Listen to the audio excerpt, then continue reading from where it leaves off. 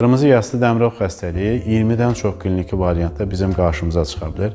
Həm dırnaqların, həm hamar dərinin, həm büküşlərin və saçlı dərini də daxil etsək, bu nahiyələri bütünlükdə zədələyə bilər. Xüsusi vurğulamaq istədim, saçlı dərdə, tük follikulları olan bölgələrdə, qaş nahiyəsi də, üz nahiyəsi də bura aid edilərsə, bu cür xəstəliklərin yarandığı formalarda, lokalizasiyalarda tük follikulları qalıcı olaraq zədələnə bilər. Yəni, vaxtında aşkar olunmamış qırmızı yassı dəmirov başın tüklü hissəsində rast gəlinərsə və bu uyğun olaraq düzgün müayinə olunub, kliniki dəyərləndirilməzsə, yenə də burada dermatoloqların ön planda durmasını xüsusi vurğulamaq istəyirəm.